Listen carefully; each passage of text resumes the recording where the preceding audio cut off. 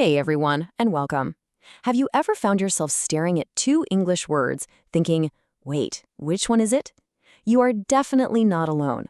So today, we're going to tackle some of those super confusing words and make them way easier to remember and use. Okay, let's just jump right in. Do you accept an invitation or accept it? Do you give someone advice or do you advise them? I know these little differences can feel tricky, but stick with me, and by the end of this, you'll be using them like you've known them forever. Look, let's be real. English can get pretty confusing sometimes. But you know the best way to learn? By seeing these words out in the wild.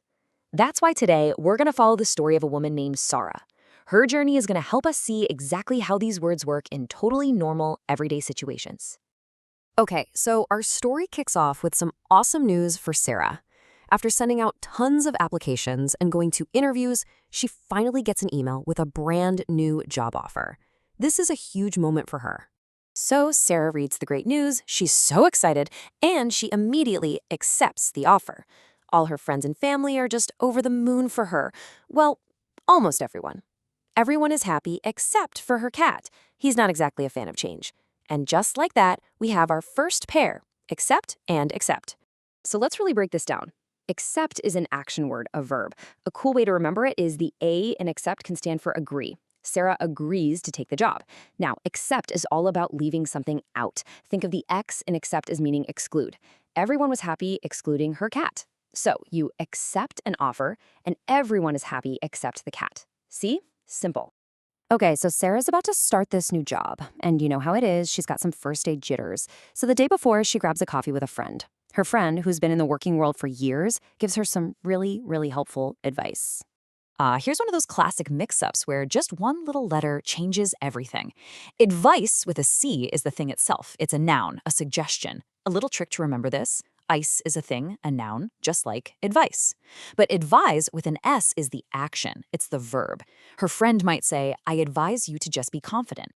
So just to lock this in, advice is the noun. It's that helpful idea you can get from someone. And advise is the verb. It's the action of giving that helpful suggestion. All right, back to Sarah's big day. It's her first day on the job. She shows up with this big, modern office building, all set to start her new career. She's excited, maybe a little nervous, but totally ready to go.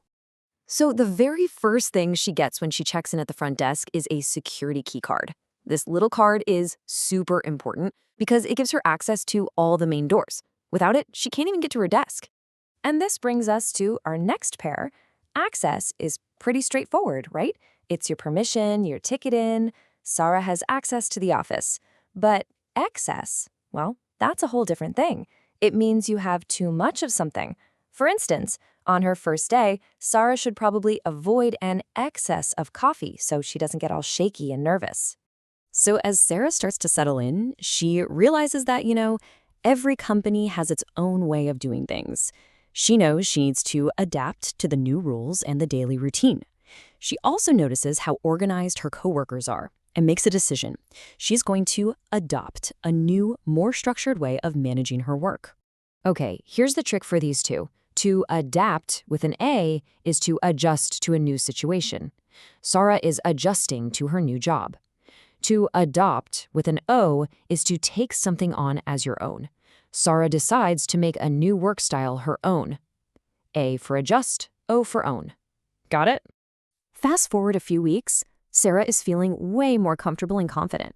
She's in her first big marketing meeting, and she's got a great idea for a new campaign. She's finally ready to speak up and share it with her team. To get her creative idea across, Sarah does something really smart. Instead of just describing it, she makes a clever allusion to a famous story that she knows everyone on the team will get. It's a great shortcut that helps them instantly understand the feeling she's going for. And here we are, our final pair for today. An allusion is an indirect reference to something else, like a book, a movie, or a moment in history. Sarah used an allusion to explain her idea. But an illusion, that's something different. That's something that tricks your mind or your eyes, like a magic trick. So a magician creates an illusion, but a smart writer or speaker makes an illusion. So after following Sarah on her new job adventure, you've now got this fantastic set of tools to help you with these tricky words. Let's do a super quick recap just to make sure everything sticks.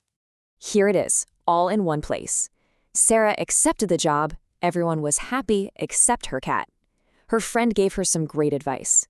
She got access to her new office, where she had to adapt to the rules and adopt some new habits.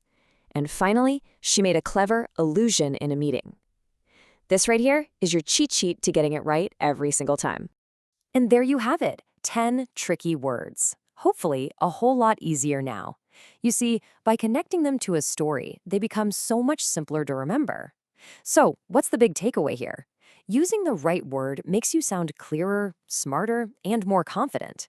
So, my question for you is, which one of these words are you going to try to use today?